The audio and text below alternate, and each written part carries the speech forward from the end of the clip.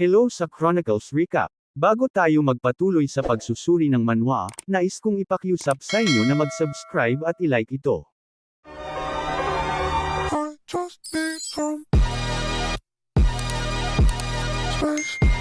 Sa loob ng training camp ng Dimitri, makikita ang mga Dimitri Knights na nagsasanay sa kanilang swordmanship. Inalerto sila dahil sa pagdating ng Lord ng Dimitri, dahil doon, kinailangan nilang magbigay ng respeto sa Lord nila. Nerespeto ito ng mga Knights ng Dimitri. May isang lalaking kulay blonde ang buhok, nagtataka siya dahil nakikita niya si Roman kasama ang Lord nila. Pinaliwanag ni Captain Jonathan sa mga Knights nila, dahil ang gagawin nila ay makikipagduelo sila sa kanilang young master na si Roman.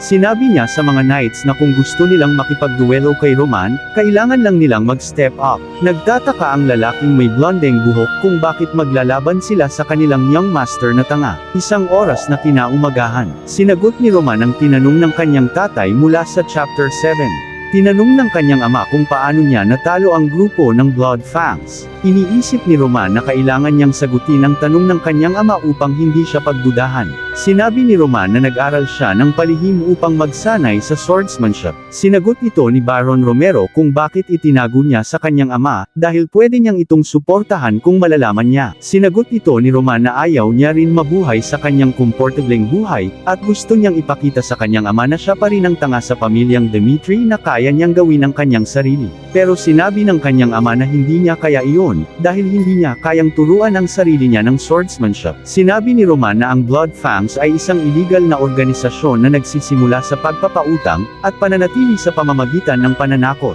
Kaya ginawa niya ay pinalabas niya ang pinuno ng Blood Fangs na si Ben Miles, gamit ang maling impormasyon, at ang Blood Fangs palaging pinapuna ang mga mahihinang maharlika na kanilang pinabalikan. Kaya ang naisip niya ay gawing pain ang kanyang sarili. Pero hindi sumang-ayon ang kanyang ama dahil mapanganib ito sa kanya, dahil ang leader nila ay hindi ito mapapalagpas. Nag-iingat si Baron Romero sa plano niya at sa desisyon niya. Dahil doon si Baron Romero ay humanga kay Roman sa mga na-accomplish niya. Humiling ang kanyang ama ng isang pabor kay Roman, gusto niya makita ang swordsmanship ni Roman dahil gusto niyang makita ang pagbabago sa kanyang anak. Iniisip ni Baron Romero na mukhang mamatay siya kung gaano kadami pagbabago kay Roman. Sa training camp, walang mga Knights na gustong mag-volunteer para makipagduelo kay Roman, kaya pinaliwanag ng nakablonde kung bakit walang nag-volunteer, dahil kung mananalo sila, wala silang mapapala, kung matatalo naman sila, ay papalayasin sila sa training camp. Si Captain Jonathan ay nag-aalala sa kanyang young master, sapagkat mayroong silang ekspertong mga Knights, na maaaring gumawa ng labis na paghihirap sa kanyang young master. Dahil walang nag-volunteer, pipili na lang siya. Pero gusto ni Captain Jonathan na mag-step up, pero bilang isang captain ng Dimitri, hindi niya magagamit ang sword niya katulad sa ganitong sitwasyon.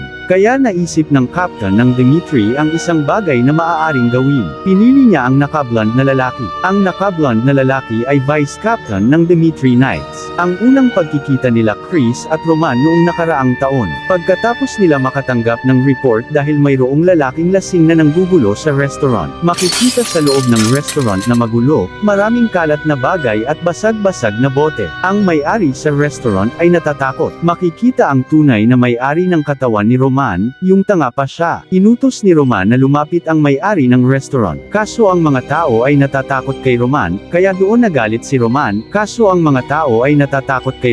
Kaya doon nagalit si Roman sa kanila, dahil doon binato sila ng bote. Pinakalma naman ito ni Chris si Roman dahil sumusobra na ito sa kanyang ginagawa. Pinagsabihan niya si Roman na kahit siya pa ang kanilang young master, pwede pa rin siyang hulihin. Ngunit dahil sa kalasinggan ni Roman, sinampal niya si Chris. Naiinis si Roman dahil hinawakan ni Chris ang kanyang kamay. Galit si Chris kay Roman sa ginawa nito. Hindi naramdaman ni Chris ang lakas ng sampal ni Roman, dahil si Roman ay hindi nagsasanay sa buong buhay niya, at ang lakas niya ay mas mababa pa kaysa sa isang adult na lalaki. Hindi makapaniwala ang vice captain ng Dimitri na si Roman ay anak ng lord nila, na nagkaroon ng basurang anak, kaya naiisip niya na mas maganda na mawala na siya. Balik sa kasalukuyan sa training camp ng Dimitri, nagulat si Chris dahil siya ang pinili ni Jonathan upang labanan si Roman.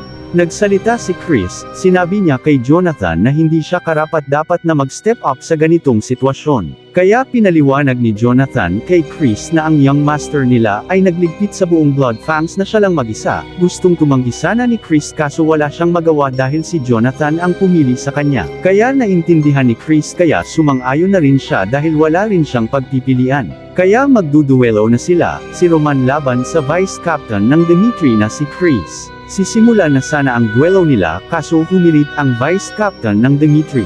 Dahil mayroon siyang gustong request, sinabi ni Chris na ang duelo nila ay parang tunay na duelo, at wala siyang pakialam kung sino ang magiging kalaban niya, dahil wala siyang plano magpakita ng awa kanino man. Kung tatanggapin nila ang request niya, tatanggapin niya ng masaya na makipagduelo sa young master nila. Iniisip ni Chris na si Roman ay hindi kaya talunin ng grupo ng Blood Fangs. Sumangayon si Baron Romero sa inaalok ni Chris. Pero si Roman ay tahimik at tumatawa kay Chris. Si Chris ay nakita niya ang young master niya ni tinitawanan siya, kaya nagagalit siya. Kaya si Jonathan ay pinaghanda na niya si Chris at si Roman upang magduelo. Naghanda na sina Roman at Chris sa kanilang duelo.